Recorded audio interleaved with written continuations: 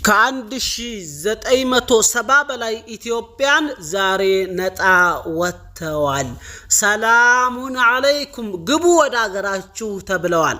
እነዚህ ከ1900 በላይ ያሉ ኢትዮጵያን ጉዳያቸው በተለያዩ የህግ ሂደት ውስጥ ነበር። ግማሹ የሞት ፍርድ፣ ግማሹ እድሜ ልክ እስራት፣ ግማሹ ለበርካታ አመታት የሚያሳስራቸው ትልልቅ ወንጀሎች ሲሰሩ የነበሩ ኢትዮጵያን ዛሬ ህይወታቸው ነፍስያቸው ነጣ ወጣለች ከአላህ Subhanahu Wa Ta'ala ፈضል በታይ በሳውዲ አረቢያ ንጉሳን ቤተሰቦች ማለት ነው። አሰላሙ አለይኩም ወራህመቱላሂ ወበረካቱሁ። ውድ የተከበራችሁ ክብራትና ክብራን ውድ ቤተሰቦች ወንድሞች ሁላችሁንም ሰላም ብያለሁ። መረጃውን ዝርዝሩን አነብላችኋለሁ። ዛሬ ማለዳ የኢትዮጵያ ውጭ ጉዳይ ሚኒስትር ደስ የሚል ሰበር መረጃ አበስሮናል። በጣም ደስ ይላል። ለአንዲት ነፍስ ለሌላ ኑር ሰቦ ህዝቡ መላው ኢትዮጵያን የቱን ያክል እንደተነቃነቀ ታውቃላችሁ።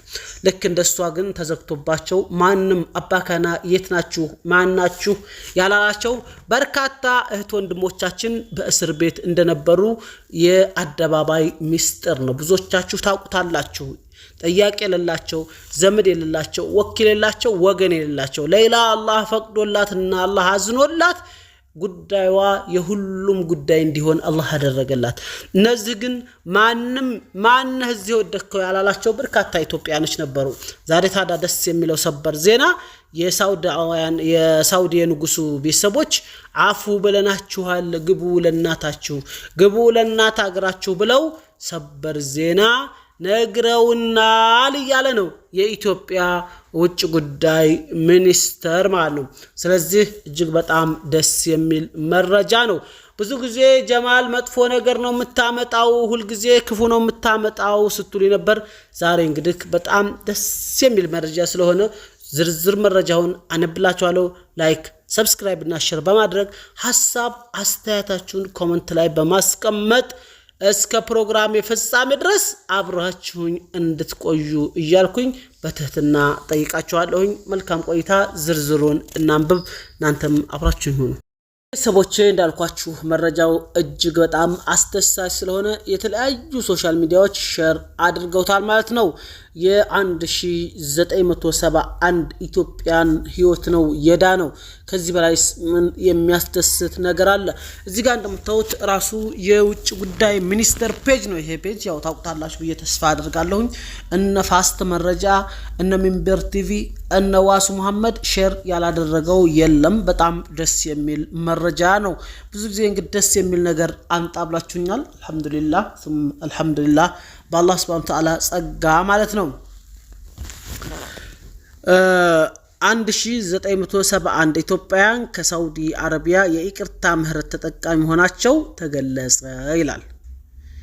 የኢትዮጵያ ውጭ ጉዳይ ሚኒስትር ከሳውዲ አረቢያ መንግስት ጋር ባደረገው የዲፕሎማሲያዊ ግንኙነት 1971 ኢትዮጵያውያን የንጉሳዊ የይቅርታ ተጠቃሚ ሆናቸውና ወደ ሀገር ቤት የመመለስ ስራ እየተከናወነ መሆኑን አስታወቀ ይላል። ሚኒስትሩ ዛሬ ሐምሌ 6 ቀን 2026 ባወጣው መግለጫ እንዳስታወቀው በሳውዲ አረቢያ የሚገኙ ኢትዮጵያውያን ኤምባሲና ጅዳ የሚገኝ ቆንስላ ጀነራል ከሚመለከታቸው ሳውዲ ባለስልጣናት ጋር በቅርበት በመስራት ላይ ይገኛሉ። ይህ የዲፕሎማሲያዊ ጥረት በህግ ሂደቶችና በፍትህ እርምጃዎች ውስጥ ያሉ ኢትዮጵያውያን ጉዳይ ትኩረት እንዲያገኝ አስፈላጊውን የቆንስላ ድጋፍ እንዲደረግላቸው ለማስቻል ያለመ ነው ይላል ማለት ነው። ስለዚህ በጣም ደስ የሚል መረጃ ነው። ራሱ የውጭ ጉዳይ ሚኒስትርም ይህንን እንዲህ ብሏል ማለት ነው። በሳውዲ አረቢያ በአስቸጋሪ ሁኔታ ውስጥ የሚገኙ ኢትዮጵያውያን ጉዳይ የተመለከተ መግለጫ ይላል የኢትዮጵያ ውጭ ጉዳይ ሚኒስትር ማለት ነው። የኢትዮጵያ ፌደራላዊ ዲሞክራሲያዊ ሪፐብሊክ የውጭ ጉዳይ ሚኒስትር በሳውዲ አረቢያ ውስጥ የሚገኙ ኢትዮጵያውያን ሁኔታ በተለይም ደግሞ የህግ ሂደትና የፍርድ ውሳኔ የተላለፈባቸው ወገኖች በሚመለከቱ ጉዳዮች ላይ ከሚመለከታቸው ሳውዲ አረቢያ ባለስልጣናት ጋር በቅርበት መስራቱን ቀጥሏል ይላል።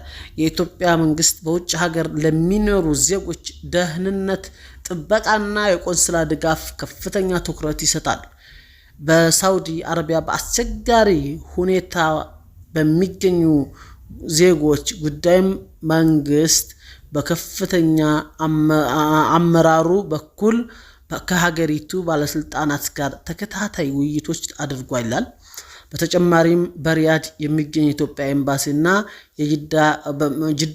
በጅዳ በሚገኘው ቆንስላ ጀነራል አማካኝነት አስቸጋሪ ሁኔታ ውስጥ ለሚገኙ ኢትዮጵያውያን ዜጎች ሰብአዊ ምህረት እንዲደረግላቸው ለመጠየቅ የቆንስላ ድጋፍ እንዲያገኙ ለማድረግና ተገቢው መፍትሄ እንዲደረግላቸው ከሚመለከታቸው የሳውዲ ባለስልጣናት ጋር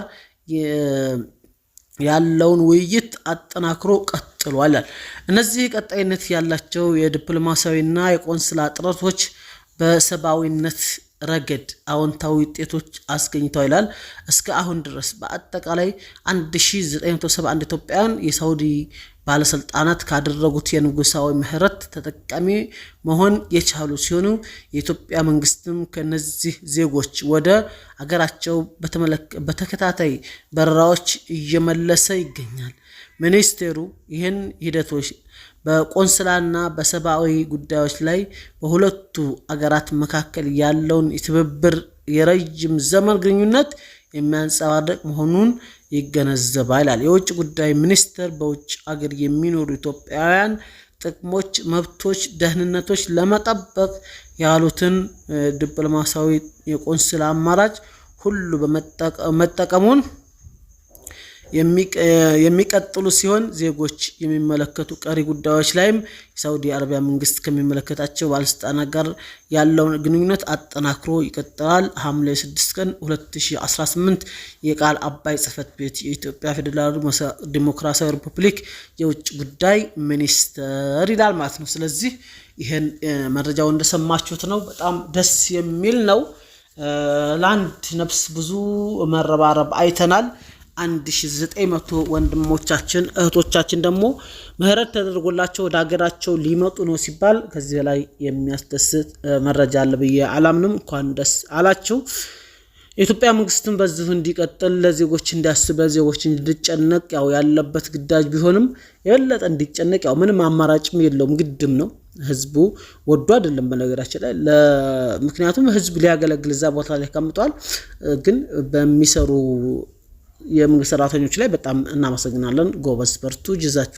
ጀዛኩሙላህ ኸይርላችሁ እወዳለሁ ማለት ነው። ዛሬ እንግዲህ ሰበር መረጃው ከሳውዲ አረቢያ ይሄን ይመስላል። እናንተ ላይክ እና ሰብስክራይብ ሼር ያደረጋችሁ አብራችሁኝ ስለነበራችሁ እጅጉን እያመሰግንኩኝ ፕሮግራሜን በዚሁ ልቋጨው ገደላለሁ። ሰላም አለይኩም ወራህመቱላሂ ወበረካቱ።